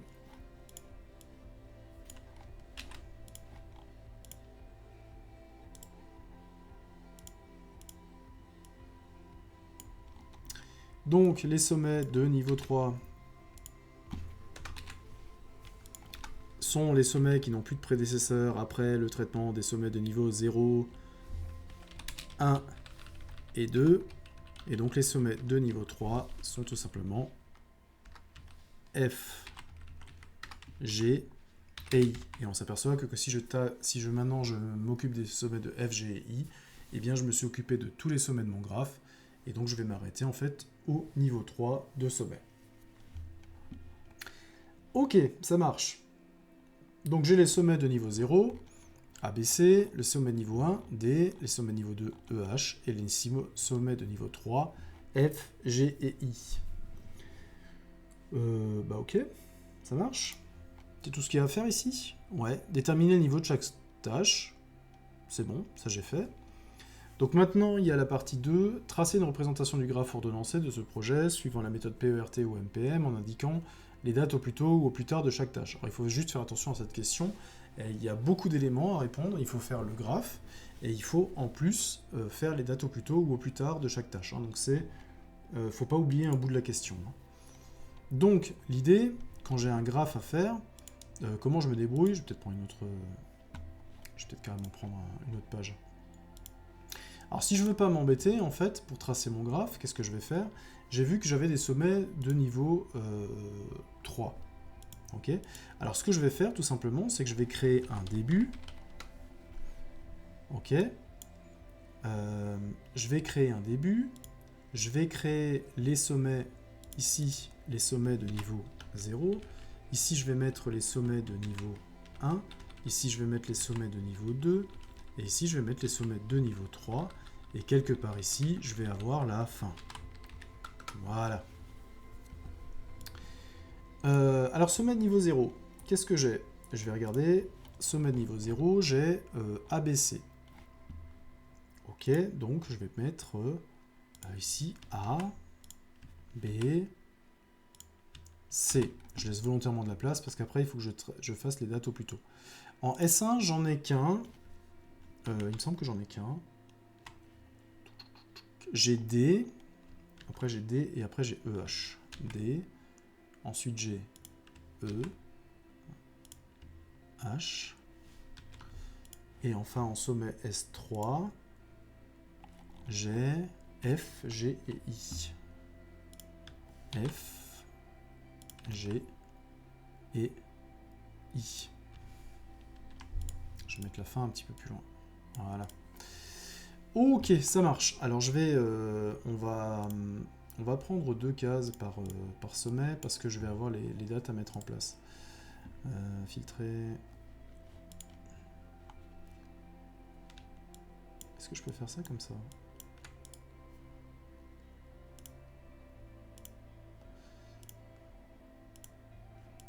Ah ouais, ça marche. Ok, je vais prendre 2 emplacements parce que, bah, effectivement, j'ai plein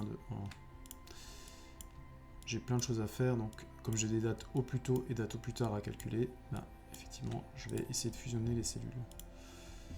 Ok, ça marche. Bah, maintenant, une fois que j'ai mis les tâches, en fait, le fait de les regrouper directement sous les bons éléments. Alors, attendez, je vais encore insérer un coup de crois vraiment avoir de la place. Hop. Maintenant que je les ai séparés, ces éléments-là, alors je vais les encadrer pour que on voit bien de quoi ils correspondent. Bah, il faut aussi que je retrouve comment ces éléments sont liés entre eux. Alors comment ils sont liés entre eux? Je vais reprendre tout simplement le descriptif que j'avais tout à l'heure. Alors qu'est-ce que je sais? Bah, je sais par exemple que A, B et C sont prédécesseurs de D. Alors A, B et C sont prédécesseurs de D. Est-ce que j'ai encore une flèche qui traîne? Ouais. Hop. Donc A, hop, A, B et C sont prédécesseurs de D. Ok, ça c'est ce qu'on me dit. Ensuite, qu'est-ce que je sais? Ensuite, je sais que D est prédécesseur de E et de H. Ok, D est prédécesseur de E et de H.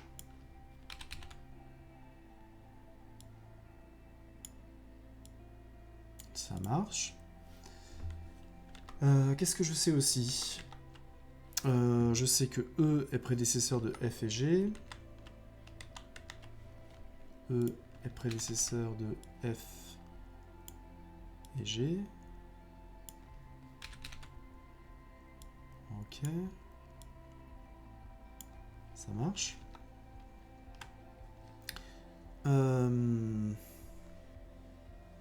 Et H est prédécesseur de I. H, prédécesseur de I. Ok. Et donc je vais compléter tout simplement mon schéma, puisque F, G, I sont les dernières tâches, donc effectivement, ça veut dire qu'après, ben, j'ai fini. Voilà. Et naturellement, comme A, B et C n'ont pas de prédécesseur, ben, ça veut dire aussi que ça, c'est le début.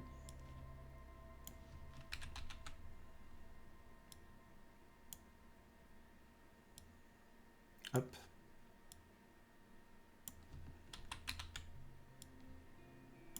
Voilà. Alors mon début, tiens, j'aurais peut-être pu le... Ouais. Bon, c'est bon. Ok. Alors ce que je vais faire aussi tout de suite, c'est que je vais mettre les poids directement sur les éléments. Comme ça, ça va me faire gagner du temps, j'espère. Hop. Donc je sais par exemple que A prend 120 en temps. Je sais que B prend 75 en temps. Je sais que C prend 150 en temps. Je sais que D prend 25. D prend 25. Ça c'est bon. E prend 128. 28. E prend 128. H prend E, F. Alors attendez, je vais d'abord faire F. F prend 15. G prend E, F, G. H. Et I prend 15. Non, 15. Alors, j'ai bien ça. 120, 120, 75, 150, 25, 128, 128, 15, 5, 103 et 15. Ok. Voilà, j'ai tous les éléments. Alors, je mets à chaque fois les temps. Les temps nécessaires pour les tâches, je les mets à chaque fois en fait sur les arcs en fait en sortie de la tâche. Hein. Ça veut dire que la tâche de début en fait elle me prend pas vraiment du temps, c'est pour ça que je pourrais mettre 3 tâches à 0 ici. Hein. Bon, suite à un petit plantage d'Excel, j'ai repris donc du coup le graphe. Hein. Donc effectivement j'ai tous les sommets, j'ai le lien entre les différents sommets de son prédécesseur et j'ai effectivement mis en place aussi les éléments qui permettaient en fait de savoir la durée de la tâche. Hein. Donc les durées, en fait, je les mets à chaque fois sur les arcs derrière les sommets. Donc là, de A, entre A et D, ben, A va mettre 120, B va mettre 75, C va mettre 150. Ok. Deuxième partie de la question, on me demandait tout simplement de... je suis toujours encore dans la question 2, indiquant les dates au plus tôt, dates au plus tard. Donc je vais mettre tout simplement un petit peu des couleurs ici, pour dire que quelles sont les dates au plus tôt, dates au plus tard. on va essayer de les mettre en place. Donc on va faire sous Excel ici. Je vais considérer que... je vais mettre une petite couleur pour les dates au plus tôt. Je vais considérer qu'en bleu, c'est les dates au plus tôt. Et je vais mettre les dates au plus tard en rouge. Voilà. Alors première chose, je vais commencer par calculer les dates au plus tôt. Alors comment est-ce qu'on calcule les dates au plus tôt? On sait déjà effectivement que la date au plus tôt du début, ça c'est facile en fait, ça va être 0. Alors je vais mettre ces éléments-là en bleu.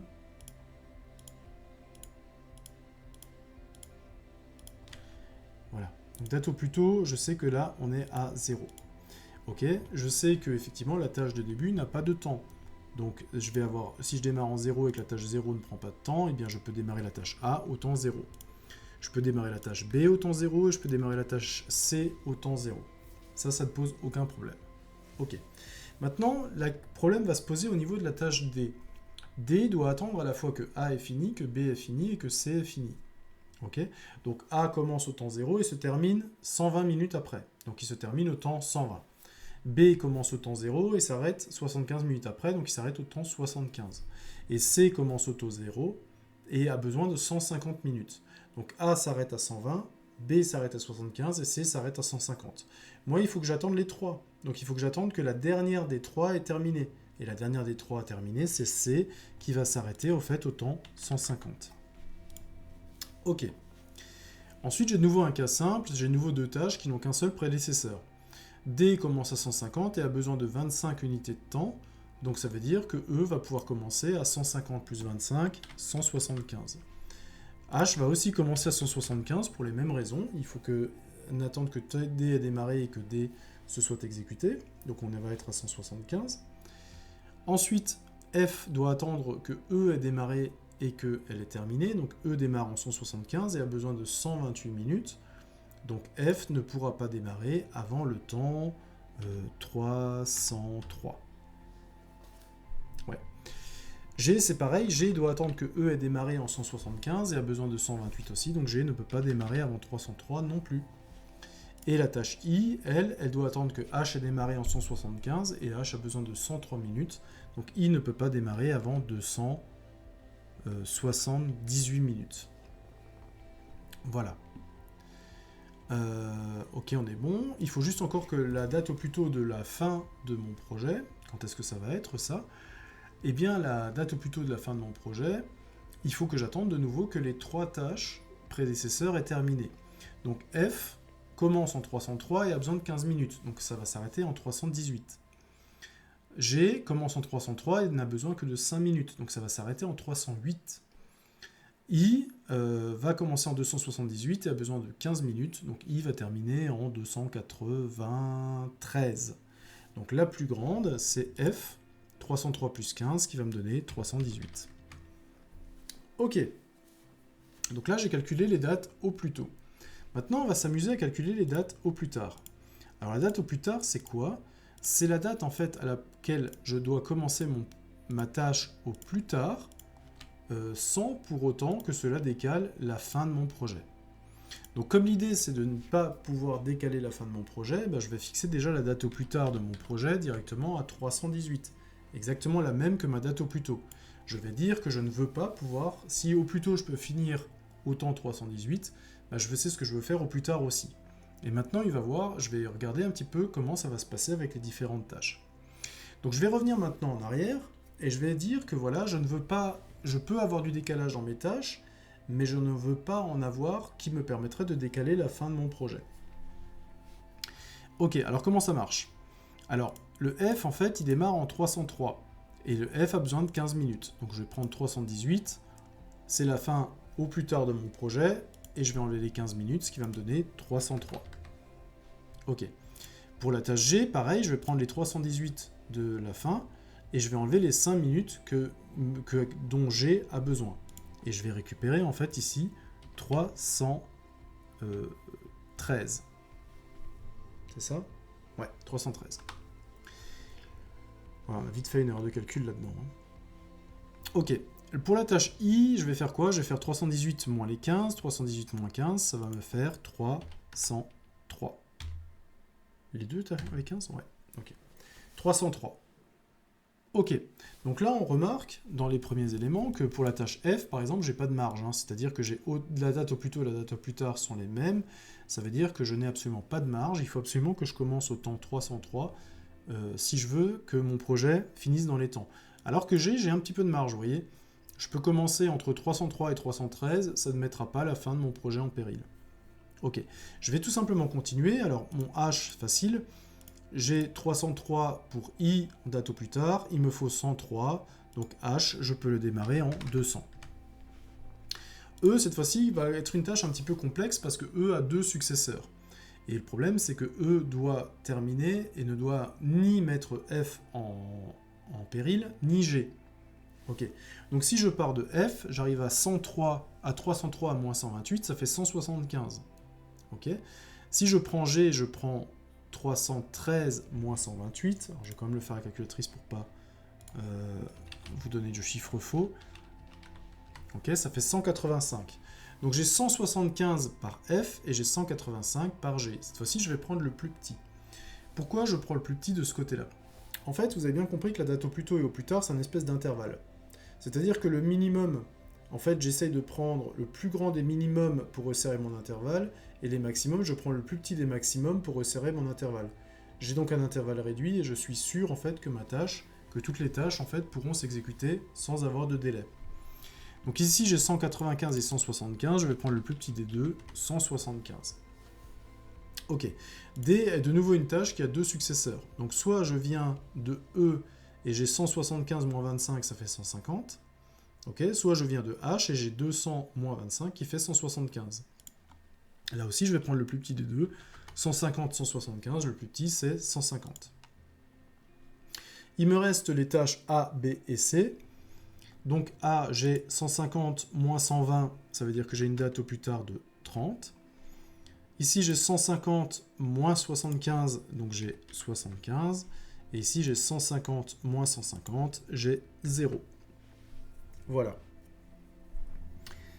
Ok. Bon, bah, j'ai calculé les dates au plus tôt, dates au plus tard. Ok, c'est pas mal. Bon. Est-ce que c'est tout ce qui m'était demandé? Alors, on m'avait dit quoi? Tracer la représentation du graphe et calculer les dates au plus tôt ou au plus tard. Quelle est la durée prévisionnelle du projet, exprimée en heures et minutes. Ok. Donc je vais tout simplement reprendre ce graphe-là avant que Excel ne replante. Hop.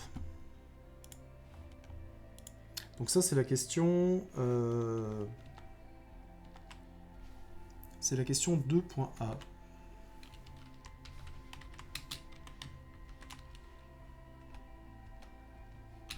Ok, donc on... Oula, non, ça marche pas comme ça.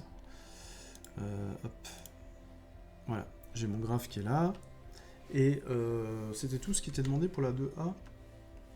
PRT, MPR indiquera les dates au plus tôt, dates au plus tard de chaque tâche. Ok, quelle est la durée prévisionnelle du projet exprimée en heures, en minutes? Donc, ça c'est la question de B. Non, de B. Ok, je vais mettre B. Durée prévisionnelle du projet. C'est 318 minutes. Soit, il faut que je le convertisse en heures et minutes. Alors comment je le convertis en heures et minutes? Tout simplement, je vais diviser en fait 318 par 60. Ça me fait 5 heures. Et qu'est-ce qui reste après ces 5 heures? Il suffit en fait que je prenne le reste de la division entière de 318 par 60. Donc 318 modulo 60, qui me donne 18. Et 18 minutes. Voilà. Durée prévisionnelle du projet, 318 minutes, soit 5 heures et 18 minutes. C'est tout ce qu'on m'avait demandé sur cette partie-là, je crois. Ok. Alors maintenant, on me demande de calculer la marge totale de chaque tâche, question A, et en déduire le chemin critique, question B. Quelle est la tâche qui peut prendre le plus de retard sans retarder la date prévisionnelle? Alors ça, c'est des questions assez faciles, maintenant que le graphe est tracé. La marge, alors je vais tout simplement la mettre en... Qu'est-ce que je peux la mettre? Je vais la mettre en vert. Marge totale, hop, en vert. Je vais la mettre là à chaque fois.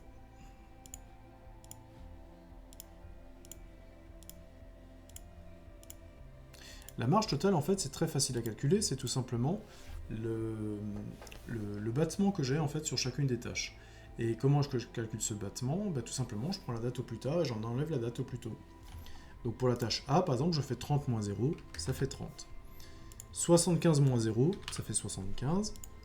0 moins 0, ça fait 0. 150 moins 150, 0. 175 moins 175, 0. 200 moins 175, 25. Ici, j'ai 303 moins 278, ça fait 25. 303 moins 313 moins 303, ça fait 10. 303 moins 303, ça fait 0. Et sur la tâche de fin, j'ai évidemment 0, puisque je ne voulais pas d'avoir d'éléments là. Ah, tiens, j'ai oublié de mettre le 0 ici. Ici, j'ai 0 aussi. Hein. Voilà. Donc là, j'ai calculé les marges au plus tard. C'est la question 3A.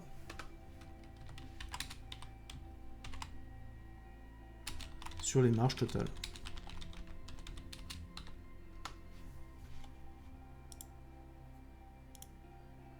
Voilà. 3B, qu'est-ce que ça dit? En déduire le chemin critique. Alors le chemin critique, pareil, ça c'est une question de cours, plutôt. Le chemin critique, c'est tout simplement le chemin qui ne contient que des tâches critiques. Ok? Qu'est-ce que c'est qu'une tâche critique? Une tâche critique, c'est une tâche sur laquelle je n'ai aucun battement. C'est-à-dire, en fait, tout simplement, où j'ai une marge totale à 0. Je n'ai absolument pas le droit d'avoir de retard sur ces éléments-là. Donc le chemin critique va tout simplement être un chemin qui va passer par tous les éléments, tous les sommets, en fait, qui ont une marge à 0. Alors, comment je fais ça? Ben, je vais prendre, en fait, une flèche, ici, je vais la copier, et cette flèche-là, je vais la mettre en rouge, pour qu'on voit le chemin critique. Voilà. Donc, là, je pars du début, il faut que j'arrive en fait à une tâche qui a une marge totale de 0. C'est la C. C a une marge totale de 0. Ensuite, dans les sommets de niveau 1, j'en ai une autre, c'est D. D, elle a aussi en fait une marge de 0. Ensuite, c'est quoi? Bah, tout simplement de D, je vais aller à E. On voit que E a aussi une marge de 0. De E, je vais aller à F. Là aussi, j'ai une marge de 0. Et une fois que je suis à F, eh bien, je vais redescendre vers fin. Là aussi, c'est des tâches, en fait, de niveau 0. Voilà. Et j'ai créé, en fait, mon chemin critique. Mon chemin critique, c'est celui qui est en rouge. Voilà. Et qui me permet, en fait, de passer par toutes les tâches critiques.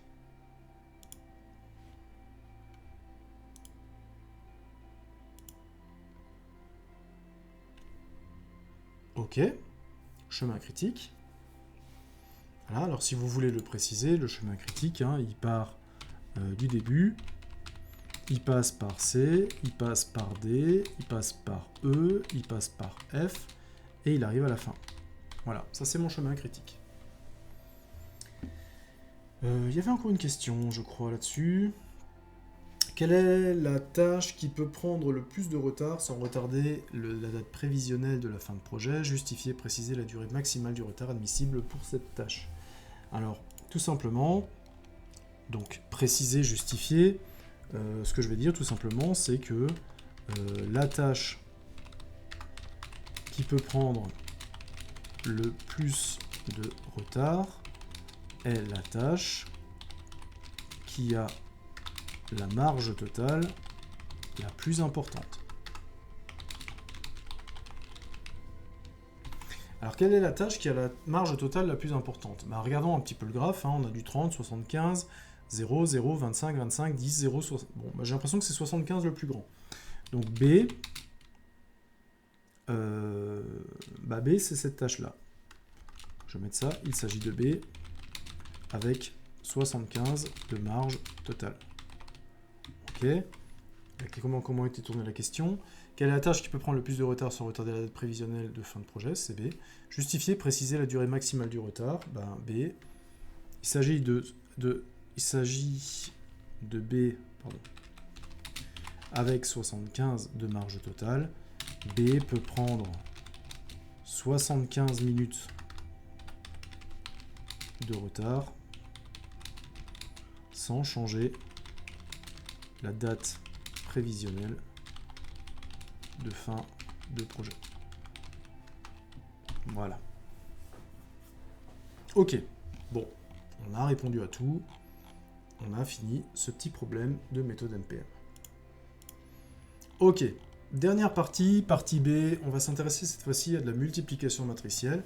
Alors là, par contre, il va falloir absolument que vous ayez votre calculatrice pour pouvoir faire de la multiplication matricielle. On pourrait le faire à la main, on pourrait le faire de tête, mais quand vous êtes en épreuve sur un temps limité, ça risque peut-être de vous prendre du temps et de vous coûter quelques questions en fait en fin d'épreuve. Donc, arrivez toujours en fait avec une calculatrice qui sait faire les opérations matricielles, une calculatrice qui a un mode examen et une calculatrice dont vous savez vous servir. C'est vraiment très important.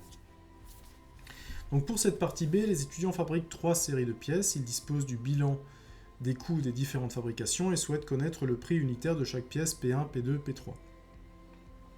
Série 1, la fabrication d'une pièce P1, d'une pièce P2 et d'une pièce P3 coûte 24 €. La fabrication de 2 pièces P1, de 2 pièces P3 a coûté 40 €. La fabrication d'une pièce P1 et de 3 pièces P2 a coûté 18 €. Bon, on sent venir en fait le système d'équations à 3 inconnus qu'il va falloir résoudre, et je pense qu'une bonne partie de l'exercice va nous permettre de le mettre tout ça en place. Donc X, c'est le coût de fabrication d'une pièce P1 en euros, okay. Y, c'est le coût de fabrication d'une pièce P2, okay. Et XZ, c'est le coût de fabrication d'une pièce P3, toujours exprimé en euros. Question 1, écrire le système d'équations S d'inconnus X, Y et Z permettant de traduire le coût de fabrication des 3 séries. Bon, là, il n'y a pas de grosse difficulté, hein. Encore une fois, c'est la première question de l'exercice. Donc là, c'est le système d'équations. Et le système d'équations, je vais tout simplement traduire les données qu'on m'a données dans l'énoncé. Je vais simplement traduire ce que l'on vient de me donner. Alors, comment ça marche?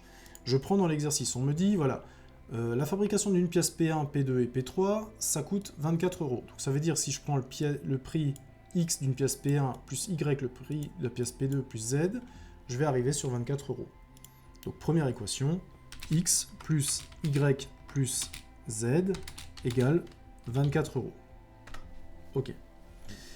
Deuxième élément, si je fabrique 2 pièces P1, donc si j'ai 2 fois X plus 2 pièces P3 plus 2 fois Z, ça me revient à 40 €. Bon, bah je la traduis aussi, hein. 2 fois X plus 2 fois Z. Alors il faut faire attention, hein, ici j'ai pas produit de pièce Y. Alors si vraiment vous voulez le faire intervenir, vous dites tout simplement, vous faites un 0 fois Y. Voilà. Ok. Dernier élément de matrice. Hop. La fabrication d'une pièce P1 et de 3 pièces P2 a coûté 18. Donc une pièce P1 plus... J'ai oublié combien. 3 pièces P2 plus 3 fois le prix de P2 plus 0 fois le prix de Z, hein, si vous voulez. Ça, c'est égal à 18 €. Alors là, j'ai pas mis les coefs, mais je pourrais, hein, c'est 1 fois X plus 1 fois Y plus 1 fois Z. Je vais mettre les coefficients, même s'ils seront à 1, tout simplement, pour que on voit ensuite le lien avec la matrice. Bon, ok, voilà mon système d'équations. Voilà mon système d'équations. Ça marche. 3 équations, 3 inconnues. Ok. On continue. Pour l'instant, c'était simplement essayer de voir ce qui se passe. Pour la suite de cette partie, on notera 3 matrices qu'on va vous donner. La matrice M, 1, 1, 2, 0, 2, 1, 3, 0. Ok. La matrice X qui contient X, Y et Z. Alors attention, si on vous donne X, Y et Z, il faut savoir que X, Y et Z, c'est bien les X, Y et Z que vous avez là, hein. Donc c'est une matrice colonne qui contient en fait le prix de chacune des pièces. Et la matrice P, 24, 40, 18, on remarque que 24, 40, 18, c'est tout simplement les prix des pièces. Et la matrice M, en fait, elle vient pas de nulle part non plus. On se rend compte que c'est les coefficients, en fait, de notre système d'équations. C'est-à-dire 1, 1, 1, bah c'est là ce que vous avez 1x plus 1y plus 1z. 2, 0, 2, bah vous avez 2x plus 0y plus 2z. 1, 3, 0, vous avez 1x plus 3y plus 0z. Ok, ça marche. Donc, par la suite, on aura donc la matrice M, la matrice X et la matrice P. On admet que le système S peut se traduire matriciellement par l'égalité M fois X égale P. Donc si je prends la matrice M et que je la multiplie par X, j'obtiens P. En gros, si jamais je fais ça, M fois X égale P, j'arrive en fait de nouveau sur le système d'équations que je viens de mettre en place. Donc là, on l'admet, hein, vous n'avez même pas à le prouver, on admet que c'est vrai. Ok. Tout d'un coup, on vous pose une matrice qui a l'air de sortir de nulle part et une matrice I qui a des propriétés que l'on connaît. Alors, qu'est-ce qu'elle a la matrice I de spécial? Eh bien, la matrice I, c'est une matrice carrée d'ordre 3, elle a 3 colonnes et 3 lignes, et on s'aperçoit qu'elle a des 1 sur la diagonale et des 0 partout ailleurs. Alors ça, si vous vous souvenez du cours, c'est ce que l'on appelle en fait la matrice identité. Et la matrice identité, c'est ce qu'on appelle l'élément neutre par rapport à la multiplication, c'est-à-dire que vous prenez une matrice et vous la multipliez par la matrice identité, vous obtenez de nouveau la matrice de départ. C'est comme si vous, en arithmétique classique, hein, vous prenez 3 fois 1, ça donne de nouveau 3. On dit aussi que l'élément 1 est l'élément neutre par rapport à la multiplication. C'est-à-dire que vous prenez n'importe quoi, vous le multipliez par 1, vous obtenez toujours ce n'importe quoi. Et donc on vous donne une matrice n, qui a l'air de sortir un petit peu de nulle part, mais si on vous donne la matrice n et la matrice identité, probablement, si vous connaissez le cours, c'est qu'à un moment donné, on va essayer de vous faire calculer une matrice inverse. Ok, alors on vous demande de calculer le produit matriciel en fait de n fois m, et on va vous demander ce que vous pouvez en déduire. Bon, alors amusons-nous à calculer ça. Alors moi je ne vais pas le calculer à la calculatrice parce que j'aimerais vous montrer comment marchent les calculs, mais vous, ça par exemple, vous devriez savoir le faire à la calculatrice. Hein. Moi je vais le faire avec Python, ça revient à peu près, ça revient au même. Hein. Je vais donc importer NumPy, qui est une bibliothèque qui me permet de faire des calculs matriciels. Voilà, et je vais déclarer ma matrice M. C'est un NP array. Alors ma matrice c'est quoi? Elle a 3 lignes. La première c'est 1, 1, 1. Hop. La deuxième c'est 2, 0, 2. Troisième ligne c'est 1, 3, 0. Voilà. Je regarde, est-ce c'est bien comme ça? 1, 1, 1, 2, 0, 2, 1, 3, 0. Ok. Et je vais prendre la matrice N. Et la matrice N, pareil. Je vais dire que c'est un NP array. Hop. C'est une matrice qui a, pareil, 3 lignes. Alors les coefficients, il ne faut pas que je me trompe ici, ils sont un peu plus compliqués. S.5. Alors là aussi, il ne faut pas se tromper. Hein. Quand vous êtes dans un langage de programmation comme moi je le suis, la virgule, c'est ce qui permet de séparer les paramètres et le séparateur décimal devient le point. Hein. Donc il faut bien faire attention de ne pas se tromper là-dedans. Ok. Troisième ligne, 3. Hop, moins 1. Moins 1. Voilà. J'ai n, moins 3 à virgule 5, 1, 1, moins 0,5, 0, 3, moins 1, moins 1. Ok. Et donc on me demande de calculer le produit matriciel de n fois m. Alors moi je vais le faire là, n fois m. Bah, n fois m, ça me donne tout simplement, hop, n fois m, ça me donne la matrice identité. Ok, donc n fois m, matrice identité. Donc là, il y a quelque chose en fait qui doit vous ramener au cours. Ok, donc l'idée c'est que là, ce que je suis arrivé à démontrer ici, dans la question 2, c'est tout simplement, je dis voilà, 2. Alors, je suis dans la partie A. Petit A. J'ai calculé n fois m. Et je suis arrivé, en fait, sur la matrice identité. Donc, si j'en arrive là, ça veut tout simplement dire que, qu'est-ce que je peux en déduire? Eh bien, tout simplement, vous pouvez dire, en fait, que n est l'inverse de m, ou m est l'inverse de n, ou ce sont des matrices inverses l'une de l'autre, enfin, voilà. Voilà. En tout cas, si jamais j'ai une matrice, je multiplie deux matrices ensemble et j'obtiens la matrice identité, c'est que l'une est l'inverse de l'autre. Encore une fois, c'est comme si en arithmétique classique, hein, je multiplie 3 par un tiers. Bah, si je multiplie 3 par un tiers, j'obtiens 1, j'obtiens l'élément neutre. Bah, tout simplement, ça veut dire que 1 sur 3, c'est l'inverse de 3, tout simplement. C'est exactement la même notion qui est là derrière. Donc la deuxième chose, on vous demande, bah, prouvez, maintenant que vous avez prouvé que l'équation m fois x égale p, donc le m fois x égale p, c'est l'équation dont on part au début, hein, a pour solution x égale n fois p. Ok, alors quand on vous demande quelque chose comme ça, c'est pas très compliqué en fait. Ce qu'on vous demande, c'est on part de m fois x est égal à p. Ok, ça c'est mon postulat de départ. Et à la fin, ce que je voudrais, c'est arriver à quelque chose qui est une tête du genre n fois p. Ok. Et moi, ce qu'on me demande, c'est de trouver quelles sont les étapes intermédiaires, en fait, pour arriver de la première étape à la dernière. Bon, bah on va essayer. Alors, qu'est-ce qui se passe? On voit, en fait, que à la fin, en fait, on a isolé x. On a isolé x, et moi, pour l'instant, mon x, il est multiplié par m.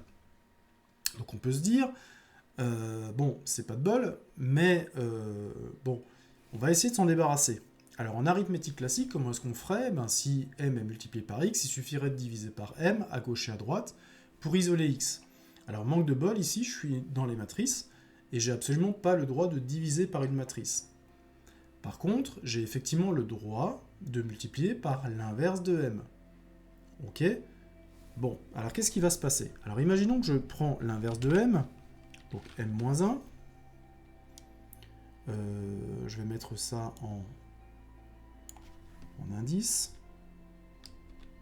Voilà. Je vais prendre m-1 et je vais multiplier en fait par toute la partie de gauche. Ok. De l'autre côté, bah, il faut que je fasse pareil. Hein. Si j'ai multiplié par m-1 le membre de gauche, il faut que je multiplie aussi le membre de droite. Ok. Alors qu'est-ce qui va se passer? Bah, m-1 fois m, qu'est-ce que c'est? C'est la matrice multipliée par son inverse. La matrice multipliée par son inverse, ça veut dire qu'il va me rester la matrice identité. Il va me rester identité fois x égale m-1p de l'autre côté. Ok? Alors qu'est-ce que c'est identité fois x? Bah, identité fois x, on vient de le voir. On a dit que la matrice identité, c'était tout simplement l'élément neutre par rapport à la multiplication matricielle. Donc ça veut dire que je prends n'importe quoi et je le multiplie par la matrice identité, j'obtiens toujours la matrice de départ. Donc identité fois x, eh bien ça fait x. Ok, donc je suis presque arrivé à mon terme, je suis presque arrivé à montrer ce que je voulais, j'ai bien x du côté gauche, par contre du côté droit, j'ai pas encore ce que je voulais. Oui, mais là j'ai montré en fait que selon la partie 2.a que j'ai calculé tout à l'heure, j'ai montré que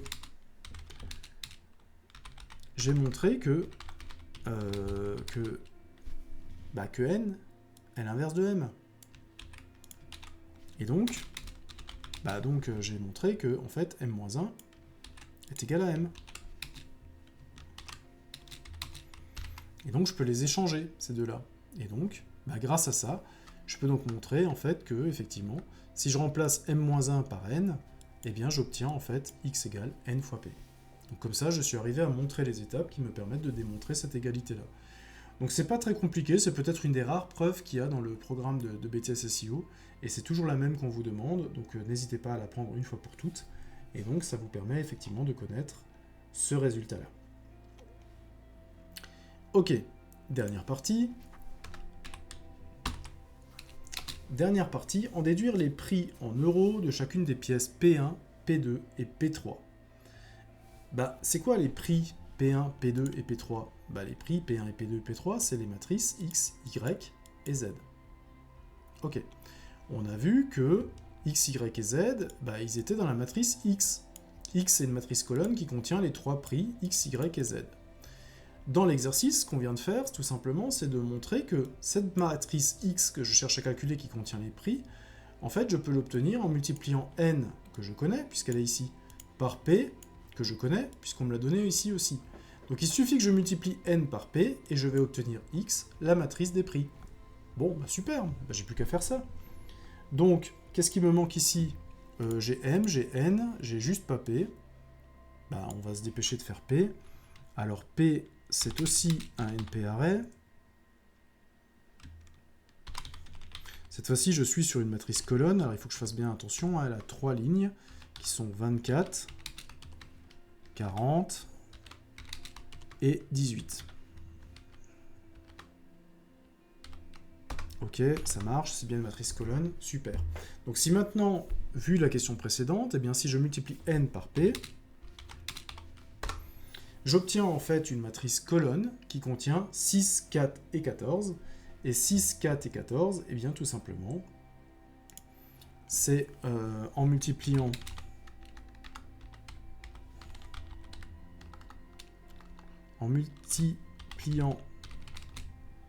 n fois p, j'obtiens que dans la matrice X, le premier élément c'est prix de la pièce P1, X prix de la pièce P1, c'est le premier élément de la matrice, c'est donc 6 euros.